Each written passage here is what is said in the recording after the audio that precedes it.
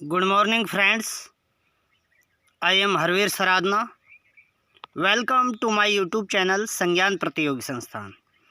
तो फ्रेंड्स, हमने कंप्यूटर में एक तो एमएस वर्ड पढ़ा है और एक हमने पढ़ा है एक्सेल पढ़ा है और बहुत सारे टॉपिक पढ़े हैं, लेकिन एमएस ऑफिस में से एमएस वर्ड और एमएस एक्सेल दोनों पढ़ लिए हैं। तो एमएस एक्सेल पर हम आपको क्वेश्चन करवाना चाहते हैं। तो देखिए, आपको बेहतरीन 15 क्वेश्चन मैं आपके सामने लेकर आया हूं। तो देखिए, वीडियो को पूरा देखें और क्वेश्चंस को लिखते रहें। और यदि आपको कुछ प्रॉब्लम आती है तो आप जो कंप्लीटली जो समझाया गया है बोर्ड पर एमएस एक्सेल उसको देखें। तो देखिए, हम सबसे पहले क्वेश्चन की तरफ चलते हैं।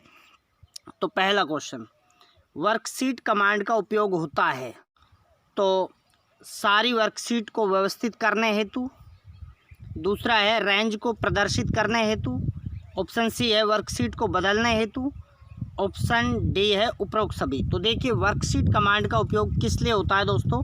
सारी वर्कशीट को व्यवस्थित करने हेतु, यानी ऑप्शन ए हमारा सही आंसर हो जाएगा यहाँ पर।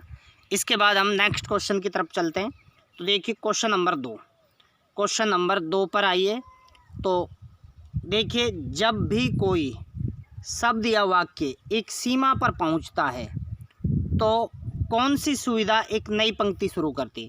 दोस्तों, आप देखते हो, जैसे आप कोई भी चीज़ टाइप कर रहे हो, मोबाइल फ़ोन में भी आप मैसेज टाइप कर रहे हो, तो क्या है कि वो नेक्स्ट लाइन में चला जाता है अपने आप ही। तो ऐसे ही एमएस एक्सेल में आप कोई भी शब्द या वाक्य लिखते हो तो एक निश्चित सीमा के बाद वो नेक्स्ट लाइन में चला जाता है। तो वो किस सुविधा के कारण जाता है? तो देखिए, option A text line, option B है न्यू लाइन, ऑप्शन सी है टेक्स्ट रैपिंग, ऑप्शन डी है टेक्स्ट लाइन। तो दोस्तों, टेक्स्ट रैपिंग के कारण अगली लाइन में वो चला जाता है। तो ये आपको ध्यान रखना है। बाकी आप बेहतरीन तरीके से पूरा जो बोर्ड पर समझाया गया है एमएस एक्सेल के बारे में, ये तो क्वेश्चन है दोस्तों उससे संबंधित। बाकी हर टॉपिक को बोर्ड पर पूरा डिस्क्रिप्टिव तरीके से समझाया जाता है। आप वहाँ देखें, फिर आप आंसर स्वतः ही देने लगोगे। नेक्स्ट क्वेश्चन की बात करते हैं, क्वेश्चन नंबर 3। तो देखिए, क्वेश्चन नंबर 3 की बात करते हैं। तो WT क्या है दोस्तों? WT क्या है ये आपको बताना है। तो ऑप्शन 4 हैं आपके सामने, worksheet title command, worksheet TP command, worksheet T command और स्मार्ट फॉर्मूला। तो दोस्तों, WT का फुल फॉर्म होगा, यहाँ दोस्तों फुल फॉर्म ही पूछा गया है, worksheet T command, worksheet T command, title नहीं है, ध्यान रखना, वर्कशीट T कमांड। यानी ऑप्शन सी आपका सही है, ऑप्शन सी आपका बिल्कुल सही है। नेक्स्ट क्वेश्चन पर चलते हैं। तो देखिए, क्वेश्चन नंबर 4, क्वेश्चन 4 की बात करते हैं दोस्तों। तो देखिए, वह सॉफ्टवेयर जिसमें पंक्ति और स्तंभ समाहित होते हैं, दोस्तों वह सॉफ्टवेयर जिसमें पंक्ति और स्तंभ समाहित होते हैं उसे क्या कहा जाता है? तो दोस्तों, ऑप्शन है आपके सामने स्प्रेडशीट, वर्ड प्रोसेसिंग, डेटाबेस, इनमें से कोई नहीं। तो दोस्तों, पंक्ति और स्तंभ एक्सेल में जहाँ पर समाहित होते हैं उस सॉफ्टवेयर को क्या कहते हैं? स्प्रेडशीट। ये आपको ध्यान रखना है। नेक्स्ट बात करते हैं। तो देखिए, क्वेश्चन नंबर 5 पर आइए। तो देखिए, क्वेश्चन नंबर 5, एक्सेल की पूरी वर्कशीट एक साथ सेलेक्ट की जा सकती है। तो देखिए, किसके माध्यम से एक्सेल की पूरी वर्कशीट को एक साथ सेलेक्ट किया जा सकता है? तो दोस्तों, आप ध्यान से समझिए, यहाँ पर शॉर्टकट की आपको बतानी है। ऑप्शन ए है Ctrl+A, ऑप्शन बी है Ctrl+All, ऑप्शन सी है Ctrl+N, ऑप्शन डी है Ctrl+M।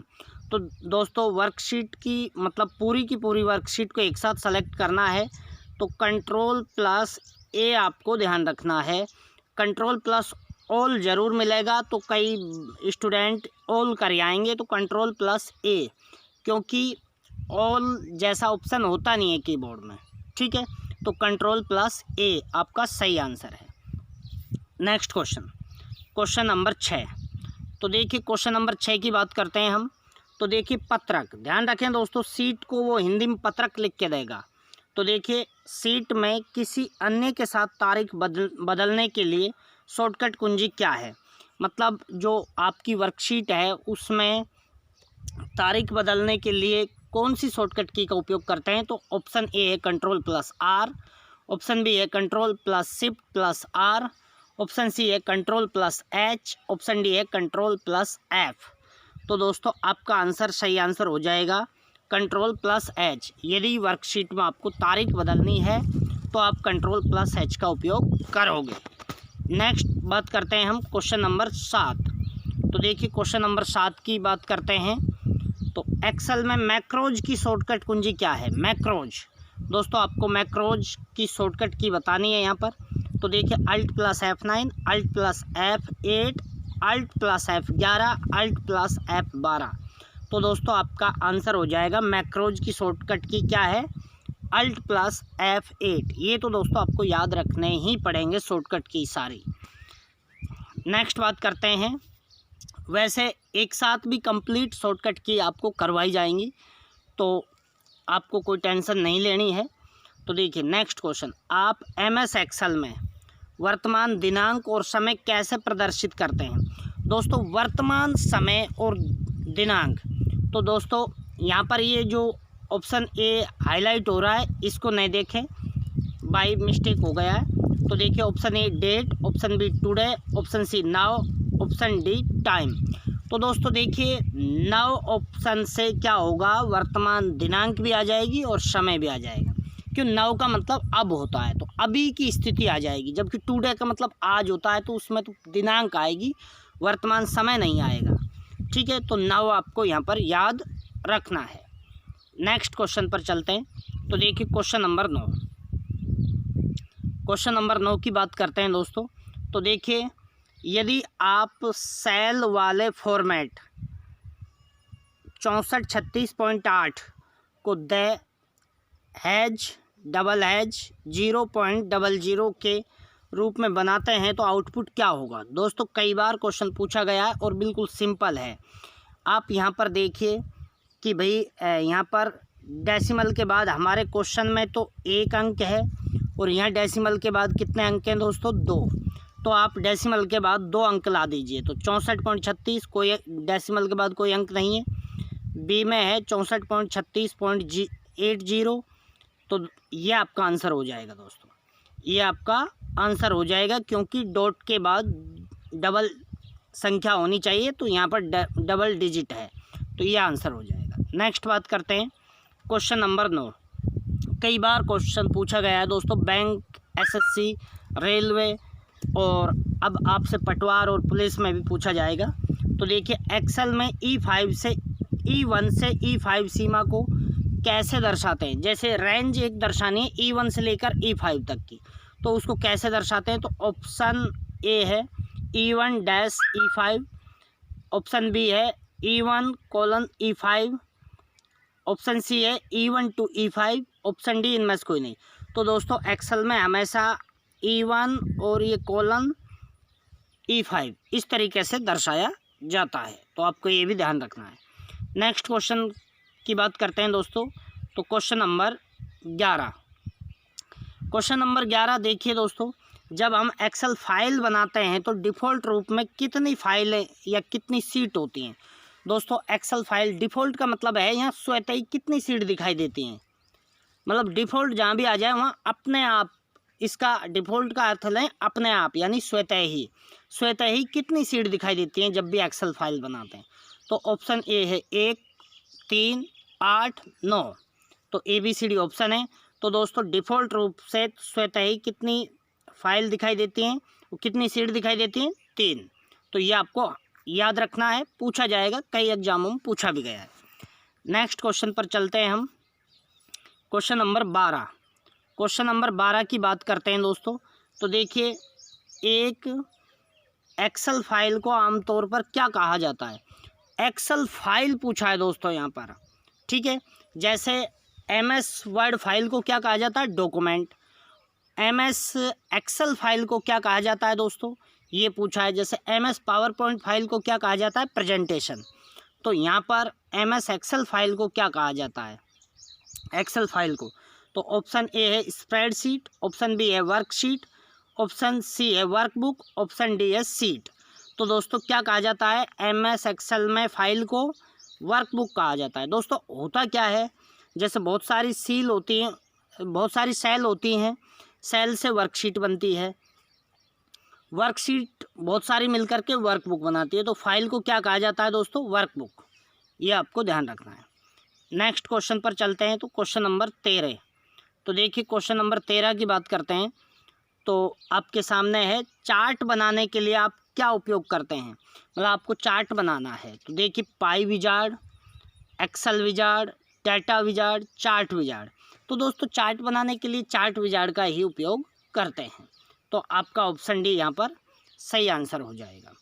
ठीक है, चार्ट विजार्ड। हाँ, जैसे आपको सिंगल कोई भी चार्ट बनाना है सिंगल डेटा का, तो आप पाई विजार्ड का उपयोग करोगे। ठीक है, तो देखिए नेक्स्ट क्वेश्चन पर चलते हैं। हाँ, जैसे देखिए ये क्वेश्चन आपके सामने है, क्वेश्चन नंबर 14 है। एक श्रृंखला यानी एकल श्रृंखला डेटा के लिए किस प्रकार का चार्ट अच्छा होता है, यानी एक ही श्रृंखला आपको लेनी है, तो आप कौन से चार्ट का उपयोग करोगे दोस्तों। इसके लिए हम उपयोग करते हैं पाई चार्ट का, अभी मैंने आपको बताया है कैसे करते हैं। तो देखिए दोस्तों मैं आपको थोड़ा सा बताता हूँ यहाँ पर। जैसे मान लीजिए आपने एक इस तरीके से एक पाई चार्ट बना लिया। पाई चार्ट में जैसे ये एरिया है मैथ का, ये है साइंस का, ये है मान लीजिए कंप्यूटर का, ये है मान लीजिए इंजीनियरिंग का, और ये है दोस्तों मान लीजिए हम ले लेते हैं हिंदी का। तो देखिए जैसे मैथ के विद्यार्थी हैं 40%, ठीक है, साइंस के भी हैं दोस्तों 40%, ये हैं मान लीजिए इंजीनियरिंग के 10%, और ये हैं मान लीजिए 5%, और ये भी 5%। ठीक है, तो इस तरीके से एक पाई चार्ट के दौरान ही हम सिंगल डेटा का उपयोग कर लेते हैं। तो देखिए दोस्तों ये आपको ध्यान रखना है। नेक्स्ट बात करते हैं हम क्वेश्चन नंबर 15। तो देखिए क्वेश्चन नंबर 15 की बात करते हैं। कौन सा फंक्शन एक्सेल में बताता है कि कितनी संख्यात्मक प्रविष्टियां हैं, मतलब संख्या गिनना है कितनी प्रविष्टियां हैं। ये आपसे यदि पूछा जाता प्रविष्टियों का योग कितना है तो अलग आंसर होता, लेकिन प्रविष्टियां कितनी है इसके लिए कौन सा फंक्शन बताता है। तो देखिए आपके सामने option A num, option B count, option C sum, option D CHK num. तो दोस्तों आपका आंसर हो जाएगा यहाँ पर काउंट, यानी गिनना ही तो पड़ेगा प्रविष्टियों को। तो प्रविष्टियों को काउंट बताता है दोस्तों। यदि आपसे यहाँ पर पूछता कि प्रविष्टियों का योग कितना है, तो योग के लिए आप सम का उपयोग करते हैं। योग के लिए आप किसका उपयोग करते हैं, सम का। लेकिन अभी हमारा आंसर क्या है, काउंट। तो दोस्तों देखिए हम MS एक्सेल पर करीब बैक के एग्ज़ाम्स में, प्रीवियस एग्ज़ाम्स में आए हुए 20 से 30 क्वेश्चन और करवाएंगे। और दोस्तों आज हम आपको MS पावर पॉइंट पढ़ाने जा रहे हैं। तो आप डिटेल से पूरा पढ़ोगे तो ही क्वेश्चन अच्छे समझ आएंगे, अन्यथा आपको क्वेश्चन रटने ही पड़ेंगे।